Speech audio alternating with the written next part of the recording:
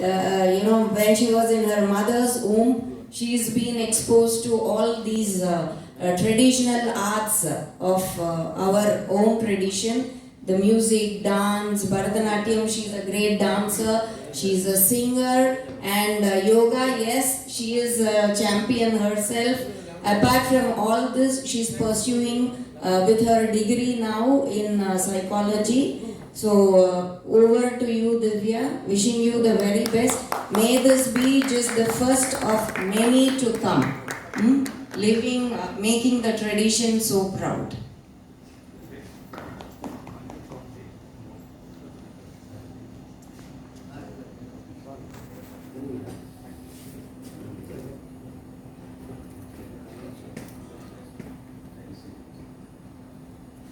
Good morning, everyone. Thank you so much for all of you for accepting me here today, and thank you to the organizers of this event and of course the Guru Parampara for enabling me to manifest this and appear in front of you today. So I would like to start with the Guru Gayatri. Om Tat Parambaryaya Vidmahe Jnanalingeshwaraya Dhimahi Tanno Guruः Prachodayate. Om Yoga Maharishi Dr. Swami Geetananda Giri Guru Maharaj ki Jai.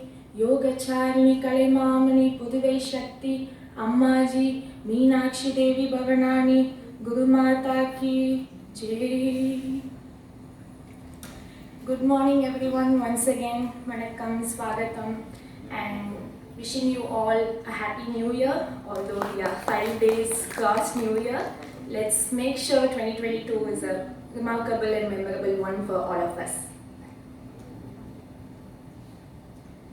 So, a living example for all of us. Who is the living Siddha of Pondicherry? Any guesses?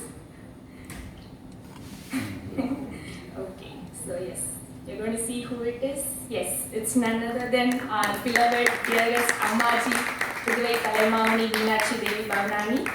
And I love this one quote of hers. And it really means something, doesn't it?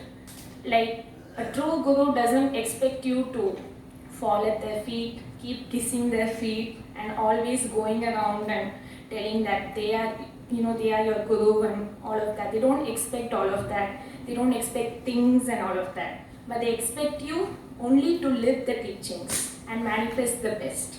So that's it.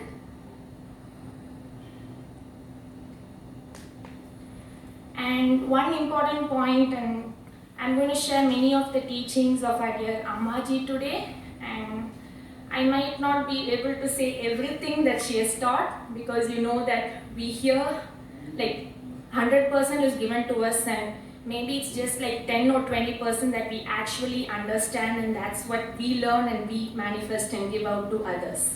So of the teachings that I have observed and trying to live in my life, the one that really struck me was our dearest Swamiji. He had given us the fourfold awareness. Awareness of body, awareness of mind, awareness of emotions, and awareness of awareness itself. Now this was fine and everybody really liked that teaching, and it was a good one. But our dearest Ammaji, when she was a student of Swamiji itself, she stood up and told Swamiji that why not we add one more to it, making fivefold awareness, and she added awareness of how unaware we are. So I think specifically and personally, I felt that this should actually be the first one. Because first of all, we have to see how much we don't know. How much, in many ways, how unconscious we are. How much we are not, how much we don't know, how much more we need to know and all of that. So I think that should be the first one. And I consider this as a very important teaching of our dear Ammaji, and thanks to her for standing up and adding to it and giving us the fivefold awareness that we are learning today. And another thing, one thing about Ammaji is that she never used all these Sanskrit terms and all of that. She taught all age groups, men, women, children, elder people, everybody. And she put it in such a way that it would reach out to every single person in the common language. So she taught us this as young children: what I think, I say, and what I say, I do. And isn't it very important? Many people nowadays, they have the thinking process right, but they can never just even say to themselves, and for sure they can't do it. They don't keep up their word and they don't do what they're thinking and all of that. There's no interconnection. So it's very important that our thought, word, and deed, all the three should go together, and only then we become an integrated human being. So that's what she used to say. What I think, I say, and what I say, I do, and then I'm an integrated human being. And another one for sure: how many ever times we fall down, we should remember to get up. Now everybody has challenges in life, and I know that we all have to undergo them. But the important thing is that we have to get up. We can never let go. We should remember that all of us have something good within us. We all have this potential, inner potential within us. We should always remember to make use of that potential given by the divine universe. We have to manifest it in whichever way possible. So just remember, even if it's 99 times down, the 100th time you have to stand up. And another important thing that she taught us was always never think something is impossible. Because impossible, if you split it up, it becomes I am possible. So we should make impossible into I am possible. So she taught us a song, and I want to share it here on the stage, and I'm sure you all will enjoy it. Impossible becomes I am possible. Impossible becomes I am possible. Only when we stop being animals and truly become human beings, impossible becomes I am possible. I can't, I won't, I'm not able, says the animal. I can't, I won't, I'm not able, says the animal. I can, I will, I am able, says the human being. I can, I will, I am able, says the human being. Impossible becomes I am possible. Only when we stop being animals and truly become human beings, impossible becomes I am possible. Animals are bound by their conditioning. Animals are bound by their conditioning. But we have the freedom to choose our attitude every moment. But we have the freedom to choose our attitude every moment. Impossible becomes I am possible. Only when we stop being animals and truly become human beings, impossible becomes I am possible. I am possible.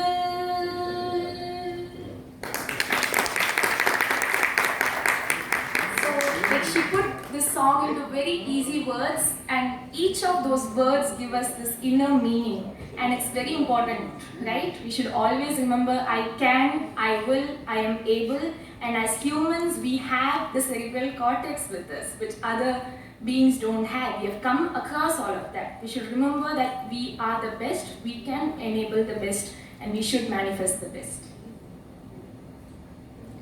And another very important teaching that she taught us, and as kids, you know, these names don't stay in your head. But when you put it into simple context and give examples, it really stays in us and it stays with us throughout our life.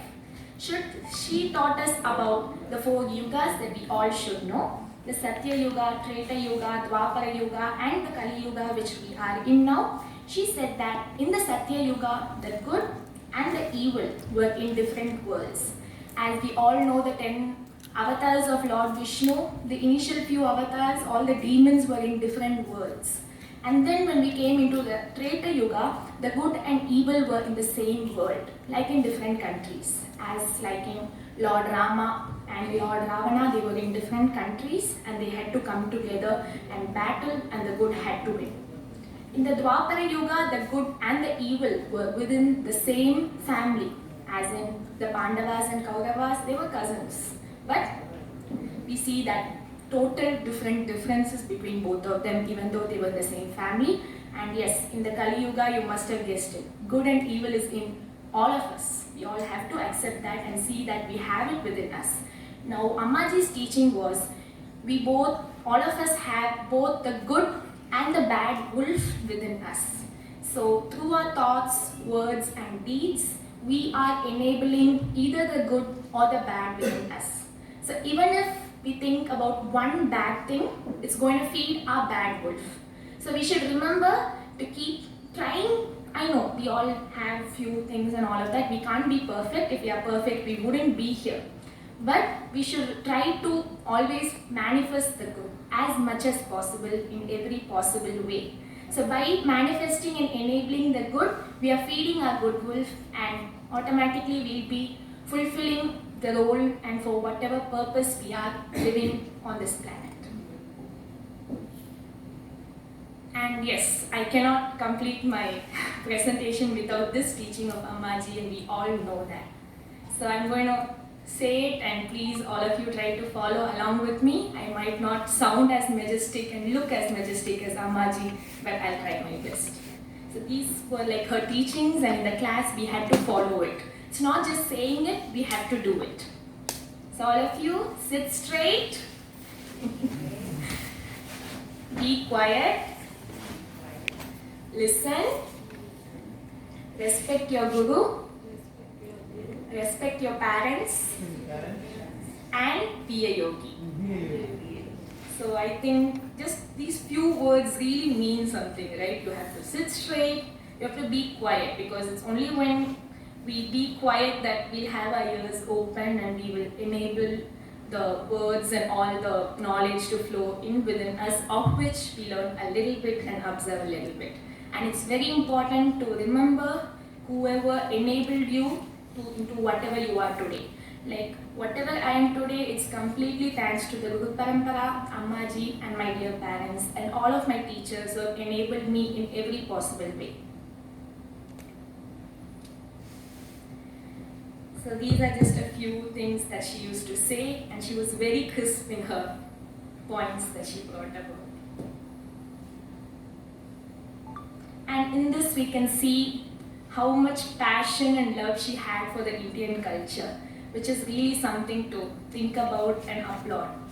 Because the day she received her Indian citizenship in 1992, it was the happiest day of her life. And she always, for all her students, she made sure, even though we are born Indian, many of us forget the customs and all of that. We don't know the meaning of what an Indian is, what an Indian should be like, and all of that. So let's try our best in every possible way to respect our culture and remember in different moments.